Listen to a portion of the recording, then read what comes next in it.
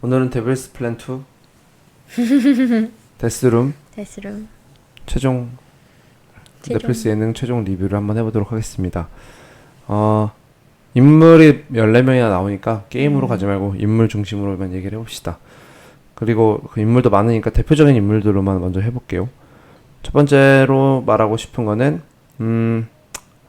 우리 저스틴 민부터 얘기를 해볼까요? 그러면 좋아요. 저스틴 민 어떻게 봤습니까? 일단 이 배우를 처음 봤고 처음에 등장부터 뭔가 분위기가 분위기가 진짜 남달랐다.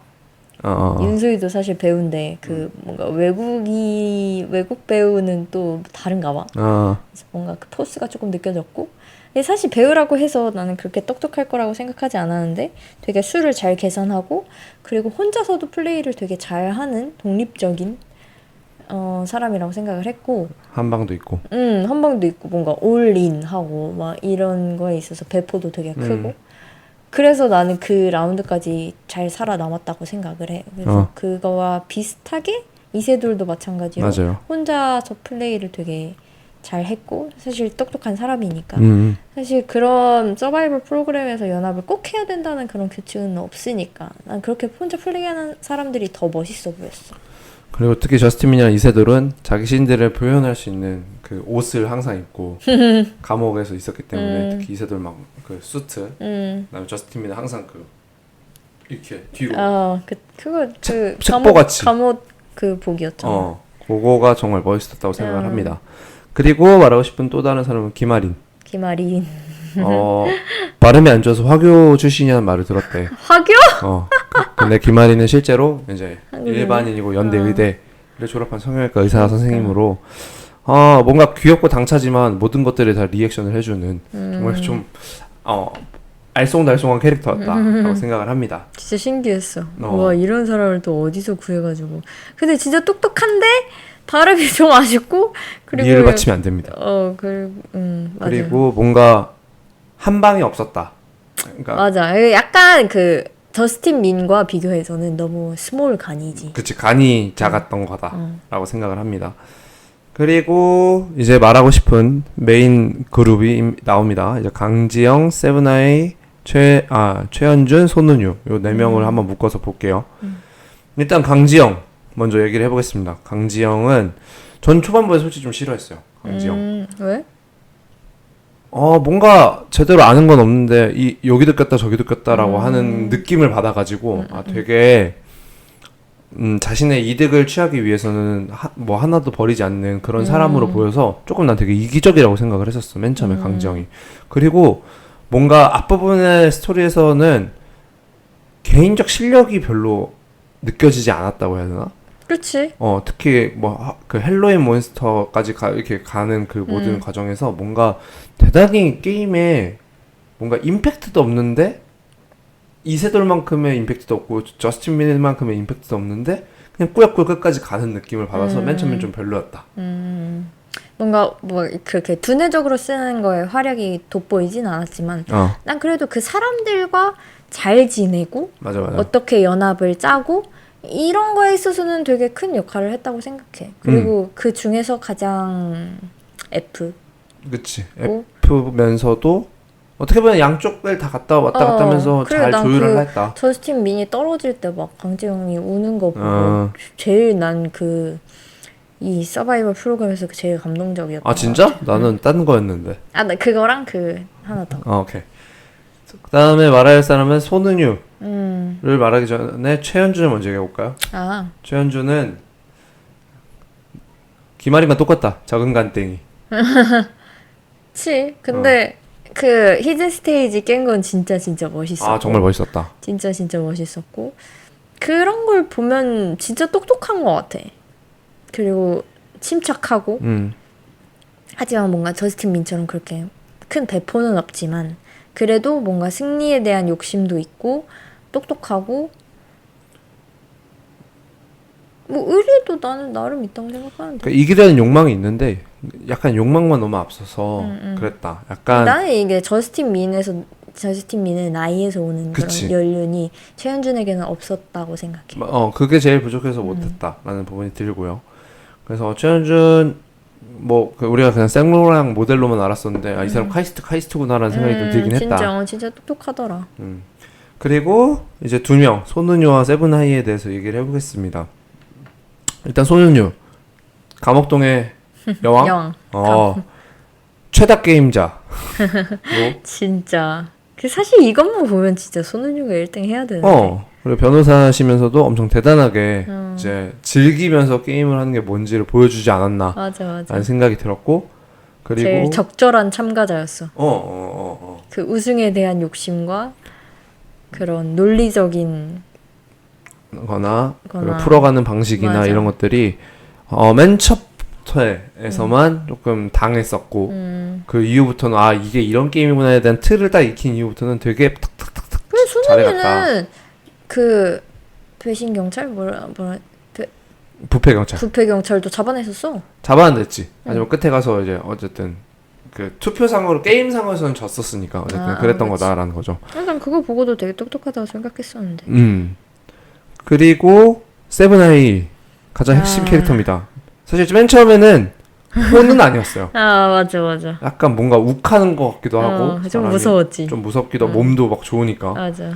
그랬다가 가면 갈수록 이 사람이 갖고 있는 의리, 이 사람이 갖고 있는 생각, 그리고 그 주저함 없이 딱 던지는 모습과 위치 콤보에서 이 사람 이 사람 섹시미까지 진짜 어떻게 보면 데빌스 플랜 2를 살리는 최대 히어로 중에 하나가 세븐아이지 않았나라는 생각이 듭니다. 특히 앞서 말한 강지영, 손은유, 세븐아이가 했던 그 5일차 벽바둑에서 서로가 이겼구나 졌구나를 알면서도 놓지 못하는 그 마음이 너무나도 공감이 됐고, 그리고 이게 스포츠맨십이구나라는 생각이 들었기 때문에 사실 그런 걸 기대하고 보는 건데 사실 난 그게 제일 결승 같았어. 그게 제일 결승 같았고 가장 어떻게 보면 터칭하는 부분도 있고 진짜 딱 왜 소등민이 축구 열심히 하고 울었을 때 왜 우리가 감동하는지를 보여주는 느낌이었다라는 생각이 들었습니다. 너무 멋있는 사람들이야.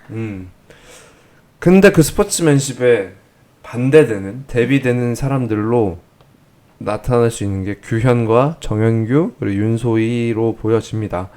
어쨌든 이 논란을 가장 크게 일으킨 사람들은 이 세 사람이기 때문에 이 사람들이 왜 이렇게까지 비난받는지 비판받는지를 좀 같이 얘기를 해보면 좋겠다라는 생각이 들긴 합니다. 먼저 규현은 이게 사람에 대한 욕을 하려는 건 절대 아니라는 점. 안타까웠다. 약간 특히 이세돌과 저스틴민은 처음부터 게임을 혼자 하고 싶진 않았었을 텐데 이세돌은 잘 모르겠죠. 어제 저스틴민은. 근데 이런 상황에서 규현은 자꾸 이래서 우리 현규가 불쌍하니까 도와줘야 된다라는 식으로 말하는 게 그 연민이 거기서 튀어나오면 안 됐었을 텐데 뭔가 그 중요한 순간에 그렇게 돌아서는 게, 그리고 사실 시청자들은 좀 내심 감옥동을 응원하고 있었을 맞아. 거란 말이지, 감옥동의 사람들을.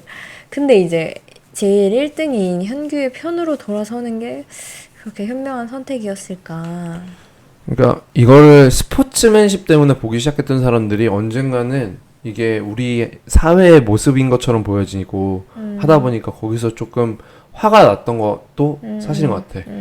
그러니까 이거를 스포츠로 볼 수 없는, 결국은 피스가 많은 그 자본주의의 끝판적인 걸 본 것 같아서 더 씁쓸한 것도 있는 것 같고 거기에 불을 붙인 게 윤소희와 정현규라고 생각을 합니다. 특히 윤소희는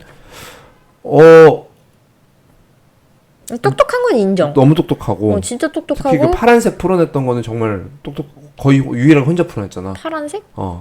보물섬에서 파란색 더 유일했기 때문에 정말 똑똑했다. 맞아. 진짜 똑똑해. 거의 모든 게임에서 뭔가 남들이 알아내지 못하는 걸 윤소희만 알아내는 게 되게 많았어. 그러면 그런데 안타깝게도 눈물이 많으시고 이상한데 정의가 많고. 그러니까 우리는 지금 네티즌들의 의견은 혼자 지금 막 연애 프로그램 찍고 왔다라고 하는데 그렇게까지 보기에는 너무 의심이가 좀 그렇고 그냥 사람 자체가 선한 거는 오케이다. 그럴 거였으면 애초부터 우승에 대해서 욕심을 내지 말든가.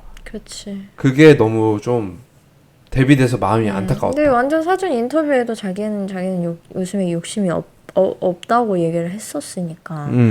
근데 뭐 서바이벌에 나왔으면은 우승을 욕심을 가져야 되는 게 맞는 것 같은데 좀 많이 아쉬웠지. 그쵸. 그리고 정현규는 자기가 맨 끝에 우승했었을 때 그 인터뷰에 제가 나쁜 일 많이 했습니다. 죄송합니다라고 했지만 가장 사람들이 싫어하는 나쁜 일은 배신이 아니라 사람의 마음을 가지고 도는 거라는 거를 좀 알았으면 좋지 않았을까. 그러니까 똑똑한데 그리고 너무 잘했고 어떻게 보면 가장 핵심적인 플레이어이기도 했는데 사람의 마음을 가지고 이렇게 논 것 같은 느낌을 받고 그러다 보니까 규현이 떨어졌을 때 눈물마저도 뭔가 악어의 눈물 같이 보이는 그러니까. 그런 안타까움이 좀 있지 않았나 생각이 듭니다. 그래서 우리 둘이 한번 마지막으로 얘기해보자면 우리가 정현규, 윤소희였다면은 어떻게 했었을 것 같은가? 아니 근데 나는 성격상 약간 난 윤소희의 성격과 비슷하긴 하거든. 그러니까 마지막 그 결승 때 사실 계속 그 몇 개씩 내면서 끝나지 않는 게임이었잖아. 근데 거기서 그 똑같은 그 짓을 정말 하루가 닿을 때까지 할 것인가 아니면 그냥 한 발 물러났다가 기회를 다시 볼 것인가 라고 생각을 했을 때 난 윤소희처럼 그렇게 선택을 했을 것 같기는 해. 뭔가 그 상대방이 못 맞출 가능성도 있으니까. 근데 뭐 그거에 대해서도 욕을 많이 먹더라고. 그것도 그치. 왜 그냥 잘 포기한 거냐라는 식으로. 근데 뭐 난 초이스가 없었다고 생각을 하는데. 그것뿐만 아니라 근데 그냥 윤소희는 약간 계속 끌려다니는 듯한 느낌을 받았던 게 아쉬운 거지. 그래서 약간 그러니까 그냥 딱 머리만 놓고 봤을 때는 정현규보다 윤소희가 훨씬 더 똑똑한 것 같은데 맞아. 정현규가 뭔가 말로 윤소희를 좀 이렇게 꼬셔가지고 자기의 편으로 만들고 자기의 이익을 챙기려고 하고 근데 결국은 그 정현규 우승하고 그러니까 그 윤소희의 마음을 이용한 것 같다는 생각이 드는 거지. 일단 결국은 정현규 나쁜 일 많이 했다. 근데 개인적으로 더 좀 나쁘게 말하고 싶은 사람은 윤소희다. 우승할 마음이 없었으면 나오지 말아라. 맞아. 그러니까 스포츠고 예능이지만 이거는 한 사람이 진행해야 되는 프로고 우승을 하는 게 가장 중요하기 때문에 그런 마음이 들지 않았다면 애초에 출연하지 않았는 게 맞지 않았나라는 생각이 들고 정현규의 그런 어쨌든 그 사람 우승했으니까 그리고 치고 가는 그런 힘은 좋았지만 이게 결국은 프로그램 자체 구성이 피스 10개라고 하면은 갑자기 너무나 많은 상금을 주기 때문에 결국은 이런 자본주의 트라이앵글처럼 보였던 게 이 전체 흐름 6박 7일간의 흐름에 대해서 조금 아쉬움이 있지 않았나 생각이 듭니다. 게임 자체는 너무 잘 만들었고 그 안에 나타나는 인간 군상들도 보이는데 이게 드라마가 아니고 예능이다 보니까 실제 사람에 대한 태도나 이런 게 나올까봐 우리도 되게 말을 조심히 하고 있지만 분노하면서 봤을 사람들의 마음도 너무 이해가 되고 특히 분노를 통해서 이게 막 뭐 규현이나 윤소희나 이 사람들에 대한 비난도 많이 할 거다. 하지만 그거보다는 멋있는 게임을 보여줬던 손은유와 세븐아이 그리고 강지영 등에 대한 저스틴 빈까지 그 사람들에 대한 칭찬으로 좀 더 가면은 좋겠다라는 생각을 하며 어쩔 수 없습니다. 그렇게 하면서 마무리를 하도록 하겠습니다.